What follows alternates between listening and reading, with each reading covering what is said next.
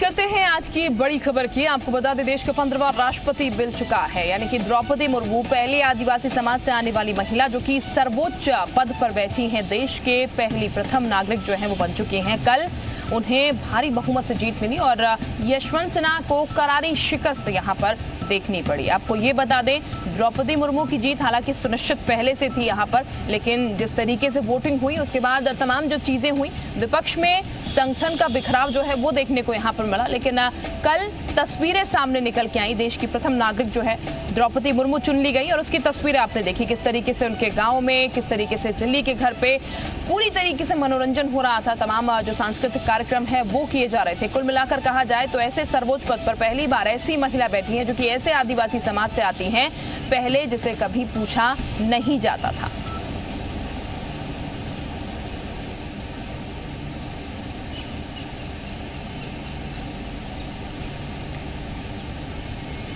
तो ये आपको बता दें, द्रौपदी मुर्मू को लेकर जब उम्मीदवारी उनकी की गई थी तभी से लगातार उनकी जीत सुनिश्चित हो गई थी और ऐसे में बीजेपी भी लगातार कह रही थी और तमाम और पार्टियों के जो सहयोगी हैं वो भी यहाँ पर कह रहे थे कि द्रौपदी मुर्मू को समर्थन देंगे। द्रौपदी मुर्मू को उन्होंने समर्थन दिया भी बाकायदा और टूट से और पार्टियों में जरूर नजर आई यहाँ पर। लेकिन द्रौपदी मुर्मू को लेकर अगर खासकर बात की जाए तो महिला है, इसके साथ गरीब परिवार से आती हैं, गरीब तबके से आती हैं।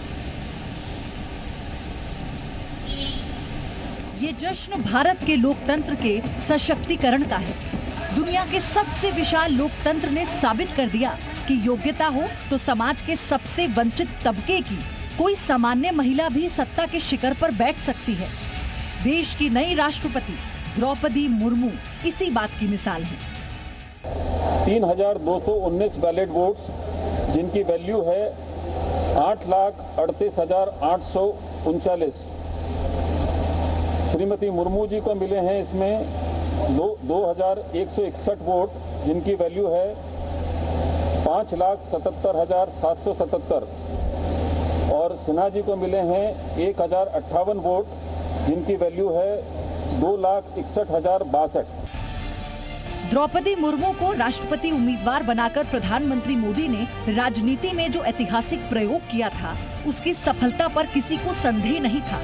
आदिवासियों के मन में, महिलाओं के मन में और हमारे समूचा पूर्व भारत में और उड़ीसा जैसे प्रांत में अनेक खुशी है कि पहली बार प्रजातंत्र का सही मायना सामने आ रहा है। दिल्ली में ओडिशा के परंपरागत लोक संगीत की धुन सुबह से गूंज रही है और ओडिशा का तो पूछना ही क्या, वहाँ मयूरभंज जिले के रायरंगपुर क्षेत्र में ही द्रौपदी मुर्मू का मायका और ससुराल दोनों है और दोनों ही गांव में सुबह से ही उत्सव जैसा माहौल है। हम लोग का यहाँ मयूरभंज में 3,249 रेवेन्यू विलेज आदिवासी 80% हर गांव में खुशी मना रहा है।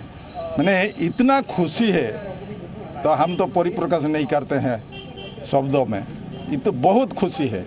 ये आदिवासी का माहौल में नहीं, ओडिया का पूरा ओडिशा का पूरा भुवनेश्वर में आज बहुत उत्सव जो सेलिब्रेशन होगा। और इस वक्त हमारे साथ हमारे सहयोगी अजीत जुड़ चुके हैं लखनऊ से, सीधे उन्हीं का रुख कर लेते हैं। अजीत, 15वीं राष्ट्रपति जो हैं देश को कल मिल चुकी हैं और अब जानकारी मिल रही है सीएम योगी आदित्यनाथ जो है मुलाकात करने के लिए पहुंचेंगे उनसे और इसके साथ ही सीएम धामी भी पहुंचेंगे। लेकिन सीएम योगी आदित्यनाथ की अगर बात कर ली जाए तो क्या जानकारी आपके पास, कब वो पहुंचेंगे, वहां पहुंचने के बाद क्या क्या कार्यक्रम उनके?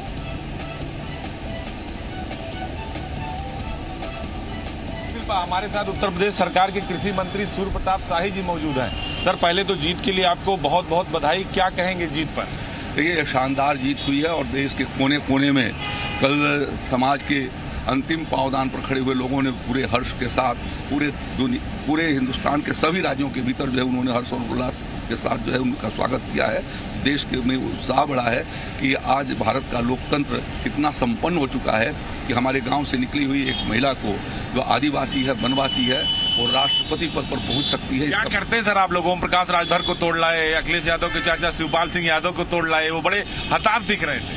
स्वाभाविक रूप से जो समाजवादी पार्टी अभी तक लोगों को गुमराह करती रही है, और लोगों को उसके जो उनके करीब जाता है, बहुजन समाज पार्टी गई, उसको अंदाज़ा लग गया, राजभर जी भी गए हैं तो उनको उनका अंदाज़ा लगा हुआ है। तो जो वास्तविकता है उसको लोग कह रहे हैं, उसमें हमें क्या, ये तो उनके विचार हैं। लोगों ने तो कई सारे सवाल खड़े किए। अखिलेश यादव ने यह भी कह दिया कि जो चिट्ठी वायरल हुई वो बीजेपी ने वायरल कराई, चाचा से चिट्ठी लिखवा दी। भाई चाचा को हम लोग जो है वो उनके मेंटर नहीं हैं। चाचा एक अनुभवी नेता हैं और उन्हें जैसी काल परिस्थितियों में लगती है वैसा माननीय शिवपाल जी अपना लिखते हैं, उस पर चर्चा करते हैं। माननीय मुख्यमंत्री जी को भी बहुत सारे सुझाव विधानसभा में भी देते हैं, बाहर भी देते हैं। तो एक जागरूक आदमी है, इसलिए उन्होंने इस बात को रखा कि ऐसी परिस्थितियों में जो है वो जब जिस व्यक्ति ने मुलायम सिंह जी को अपमानित किया है उसको राष्ट्रपति पद के प्रत्याशी के रूप में वोट देना हमें स्वीकार। तो कह रहे हैं कि बीजेपी विपक्ष ही खत्म कर देना चाहती है, अखिलेश यादव कहते हैं। वो लोग अपने तरीकों से ख़त्म हो रहे हैं। अभी हमने देखा कि जब वैश्विक महामारी रही तो समाजवादी पार्टी का कोई भी आदमी किसी गांव के भीतर नहीं गया, वो सिर्फ ट्वीट कर रहा था। हमारी सरकार और भारतीय जनता पार्टी के साधारण कार्यकर्ता, विकास खंड स्तर के हमारे मंडल अध्यक्ष और उनके पदाधिकारी गांव-गांव में घूमे, लोगों को, ज़रूरतमंद लोगों के लिए वो सहायता पहुंचाई और साथ में जो है उनके दवाइयों का प्रबंध किया। अपनी जान का बिना परवाह किए हुए भारतीय जनता पार्टी के कार्यकर्ताओं ने पूरे देश भर के भीतर संगठन ही सेवा है, इस संकल्प के साथ समाज के लोगों की सेवा। उत्तर प्रदेश से भी बहुत वोट आप लोगों ने दिलाया, तो क्या माना जाए कि कहा जाता है कि जो यूपी जीता वो दिल्ली जीत जाता? 24 की भी तैयारी है, एक रिहर्सल कर लिया आप लोगों ने? देखिए, अभी जो हमारे 2 उपचुनाव लोकसभा के हुए हैं, रामपुर और आजमगढ़ एक तरीके से भारतीय जनता पार्टी के लिए ऊसर जमीन थी, जिसको भारतीय जनता पार्टी ने बहुत शानदार तरीके से जीत हासिल किया है। इसका मतलब है कि समाज के सभी वर्गों का, जो प्रधानमंत्री आदरणीय नरेंद्र मोदी जी ने कहा है कि सबका साथ, सबका विकास और सबका विश्वास और सबके प्रयास, तो आज पूरी जनता जो है भारतीय जनता पार्टी के साथ उसका विश्वास बढ़ा है, उसका प्रयास बढ़ा है। और प्रधानमंत्री आदरणीय मोदी जी के द्वारा चलाए गए कार्यक्रमों का, उत्तर प्रदेश में योगी आदित्यनाथ जी के द्वारा चलाए गए कार्यक्रमों का जनता तक सीधा उसकी पहुंच बढ़ी है। तो क्या होगा? राजभर भी आपके साथ दिख रहे हैं। उत्तर प्रदेश के भीतर पीएम किसान सम्मान निधि। अजीत, आप बातचीत करते रहिए, अभी आपके पास लौटेंगे। इस वक्त हमारे सहयोगी रामानुज भी हमारे साथ जुड़े हुए हैं देहरादून से। रामानुज का भी एक बार रुख कर लेते हैं। रामानुज, सीएम धामी भी आज दिल्ली जाने वाले हैं द्रौपदी मुर्मू को बधाई देने के लिए। कुलदीप, क्या अपडेट है सीएम धामी के दिल्ली दौरे को लेकर, जरा बताइए। देखिए, बिल्कुल मुख्यमंत्री पुष्कर सिंह धामी दोपहर के बाद दिल्ली के लिए रवाना होंगे। आज तो जो पहला कार्यक्रम है निवर्तमान राष्ट्रपति की विदाई में जो भोज आयोजित किया जा रहा है उसमें वो शिरकत करेंगे। रात्रि विश्राम आज मुख्यमंत्री का दिल्ली में ही रहने का है। कल संभवतः उनकी मुलाकात भी होगी और 24 तारीख को दिल्ली में मुख्यमंत्रियों की एक बैठक होनी है। वो बैठक काफी महत्वपूर्ण बताई जा रही है। ये जो जानकारी निकल कर आ रही है कि बीजेपी के राष्ट्रीय अध्यक्ष भी मुख्यमंत्रियों के साथ बैठेंगे। इसके अलावा प्रधानमंत्री नरेंद्र मोदी के साथ भी मुख्यमंत्रियों की बैठक होगी, तो वो बैठक काफी महत्वपूर्ण है। तो आज का जो दौरा है मुख्यमंत्री पुष्कर सिंह धामी का, दोपहर बाद देहरादून से दिल्ली जाने का उनका कार्यक्रम है। जी बिल्कुल, यानी एक पूरा कार्यक्रम रहने वाला है।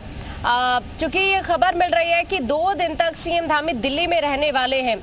रामानुज और कुलदीप, और क्या क्या कार्यक्रम यहाँ पर रहने वाले हैं सीएम धामी के? देखिए, लाजमी है जब मुख्यमंत्री दिल्ली के दौरे पर जाते हैं, पहला कार्यक्रम तो यही उनका रहने वाला है कि द्रौपदी मुर्मू जो कि राष्ट्रपति चुनी गई हैं, उनसे भी मुलाकात उनकी हो सकती है। इसके अलावा जो रात्रि भोज आज दिया जा रहा है निवर्तमान राष्ट्रपति के विदाई सम्मान में, उस रात्रि भोज में भी मुख्यमंत्री पुष्कर सिंह धामी शामिल होंगे। रात्रि विश्राम आज दिल्ली का ही उनका। कल का जो उनका कार्यक्रम है अभी फिलहाल वो ये भी है कि कुछ मंत्रियों के साथ भी मुख्यमंत्री पुष्कर सिंह धामी की मुलाकात हो सकती है। अपने आप में काफी महत्वपूर्ण मुलाकात रहती है जब राज्य के मुख्यमंत्री जाते केंद्रीय मंत्रियों के पास में। और इसके अलावा जैसा कि मैंने पहले भी बताया कि 24 जुलाई को एक महत्वपूर्ण बैठक दिल्ली में होनी है, जो बताया जा रहा है कि मुख्यमंत्री उस बैठक में शामिल होंगे, अन्य राज्यों के मुख्यमंत्री भी उसमें शामिल होंगे। बीजेपी के राष्ट्रीय अध्यक्ष महत्वपूर्ण भी रहेगा एक तरीके से जब राष्ट्रपति से मुलाकात यहाँ पर होगी, जो अभी चयनित राष्ट्रपति है नवनिर्मित